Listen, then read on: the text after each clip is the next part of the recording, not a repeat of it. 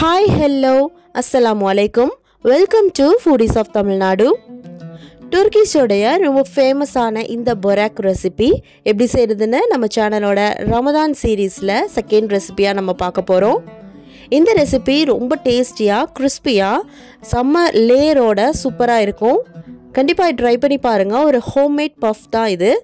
இந்த ரெசிபியை பார்க்குறதுக்கு முன்னாடி நம்ம சேனலை புதுசாக பார்க்குறவங்களா இருந்தால் மறக்காமல் சப்ஸ்கிரைப் பண்ணிக்கோங்க. இப்போ வாங்க வீடியோக்குள்ளே போகலாம். இதுக்கு ஃபஸ்ட்டு நம்ம டோ ரெடி பண்ணிக்கலாம். 2 கப் மைதா மாவு, இது கூட தேவைக்கு உப்பு சேர்த்துட்டு கொஞ்சம் கொஞ்சமாக தண்ணி ஆட் பண்ணி நல்லா இதை ஒரு சாஃப்ட் டோவாக பிசைஞ்சு எடுத்துக்கலாம். எனக்கு இந்த கப்லேருந்து ஒரு 3/4 கப் அளவுக்கு தண்ணி கரெக்டாக தேவைப்பட்டுச்சு.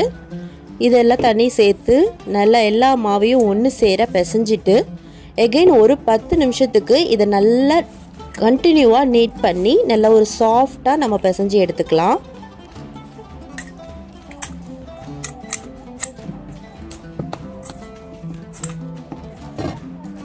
அவ்வளோதான். இப்போ இது நல்லா பிசைஞ்சாச்சு. இது மேலே கொஞ்சமாக காயாமல் இருக்கிறதுக்காக ஆயில் அப்ளை பண்ணிவிட்டு இதை ஒரு 1 மணி நேரம் அப்படியே மூடி போட்டு மூடி வச்சிடலாம்.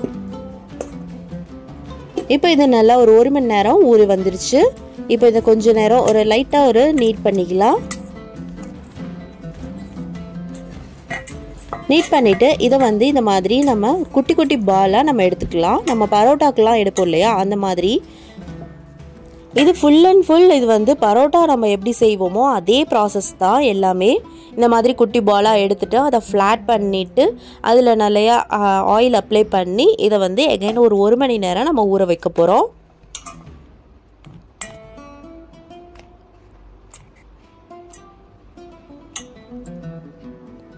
இதில் எகைன் கொஞ்சம் ஆயில் ஊற்றிட்டு இதை ஒரு 1 மணி நேரம் இதை அப்படியே ஊறட்டும். இது இருக்கட்டும்.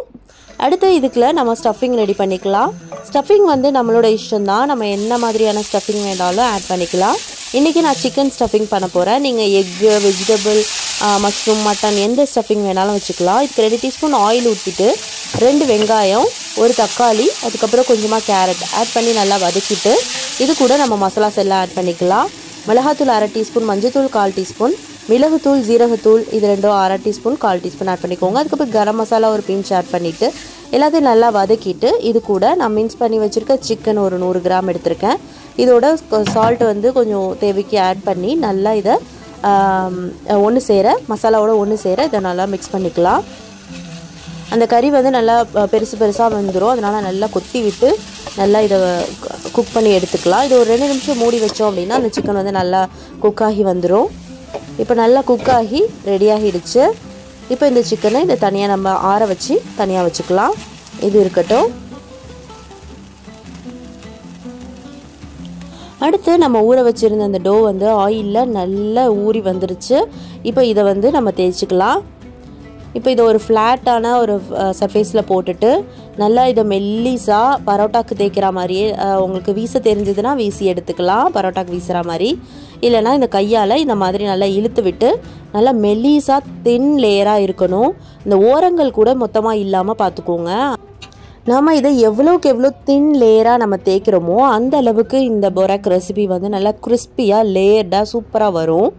இப்போ இதை நல்லா தேய்ச்சிட்டு நம்ம இந்த சிலோன் பரோட்டாக்கு இந்த முர்த்தபாக்கெலாம் மடிப்போம் இல்லையா, அந்த மாதிரி 4ஆக மடித்து அதை இந்த மாதிரி கட் பண்ணி அதில் ஒரு பக்கத்தில் இந்த ஸ்டஃபிங்கை வச்சுக்கலாம். நம்ம சீஸ் கூட இதில் மேலே நம்ம வச்சுக்கலாம்.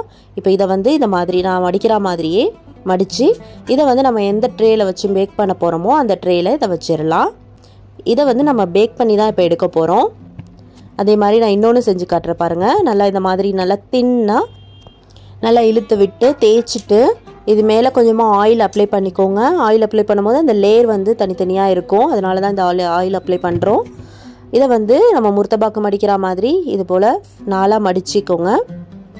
மடிச்சுட்டு இதை ஒரு சைடு நான் கட் பண்ணுற போலேயே கட் பண்ணிவிட்டு இப்போ 4ஆக நமக்கு கிடைக்கிது. இந்த 4 கார்னர் கிடைக்கிது. இதில் ஒரு கார்னரில் நம்ம ஸ்டஃபிங் வச்சுருக்கோம், 2 கார்னரில் சீஸ் வச்சுக்கலாம்.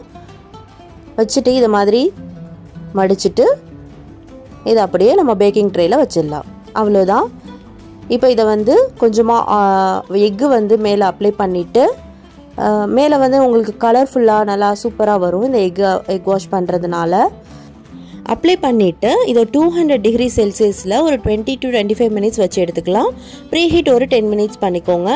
அவ்வளோதான், சூப்பராக நல்லா கிறிஸ்பியாக ஒரு கோல்டன் கலரில் ஒரு ஹோம்மேட் பஃப் மாதிரி தான் இருக்கும். சூப்பர் அண்ட் டேஸ்டியாக இருக்கும். இந்த துர்கிஷ் போராக் ரெசிபி வெளியில் அவ்வளோ கிறிஸ்பியாக உள்ளே நல்ல சாஃப்ட் அண்ட் லேயராக இருக்கும். உள்ளே நம்ம வச்சுருக்க அந்த ஸ்டஃபிங்கோட சேர்த்து சாப்பிடும் போது செம்ம டேஸ்டியாக இருக்கும்.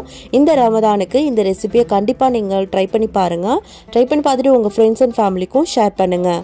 இன்னொரு இன்ட்ரெஸ்டிங்கான இந்த ரமதான் சீரீஸோட நெக்ஸ்ட் ரெசிபியில் மீட் பண்ணுறேன். தேங்க்ஸ் ஃபார் வாட்சிங்.